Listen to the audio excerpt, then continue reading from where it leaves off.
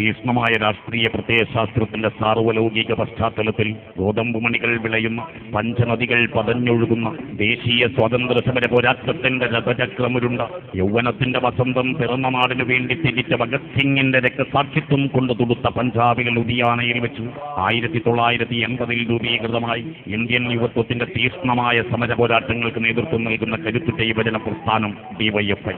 പട്ടിണിയുടെയും ദാരിദ്ര്യത്തിന്റെയും ജീവിത ദുരിതങ്ങളുടെയും പേമാരികൾക്കിടയിലും ഇന്ത്യൻ യുവത്വത്തിന്റെ സമരോത്സുകതയുടെ ചൈതന്യധാരയായി മാറിയ കരുത്തുറ്റ യുവജന പ്രസ്ഥാനമാണ് ഡിവൈഎഫ്ഐ. ഇന്നലകളിലെ ഇന്ത്യൻ യുവത്വം മരവിച്ചു നിന്നയിടത്തു നിന്നും ഇന്നിന്റെ ഇന്ത്യയെ വാർത്തെടുക്കാൻ ഇൻകുലാബിന്റെ മന്ത്രധ്വനികൾ കൊണ്ട് ഇന്ദ്രപ്രസ്ഥങ്ങളെ പോലും വിറപ്പിച്ച് ശുഭ്രപതാകയിൽ ആധുനിക ലോകത്തിന്റെ നക്ഷത്രപ്രാവുകളെ പാറിച്ച യുവജന പ്രസ്ഥാനമാണ് ഡിവൈഎഫ്ഐ. രാഷ്ട്രീയ പാർട്ടികളുടെ പോരാട്ടങ്ങൾക്കും തേരോട്ടങ്ങൾക്കും നടുവിൽ യുവത്വത്തിന്റെ മുഖമുദ്ര സത്യമാണെന്ന് ഘോഷിച്ച കാലത്തിന്റെ കർമ്മസാക്ഷി.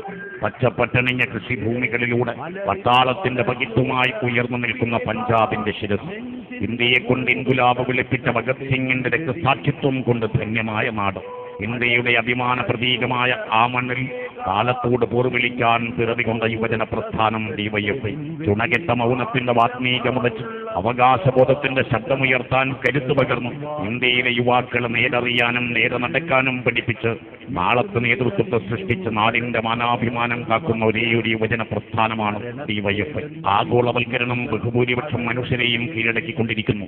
ജനതയുടെ സ്വച്ഛന്ത ജീവിതത്തെ സാധ്യമാക്കുന്ന സ്വത്വവിസ്താരത്തെ പാടെ സംഹരിക്കുകയെന്ന ദൗത്യമാണ് ഈ ആഗോള കമ്പോളത്തിൻ്റെത്.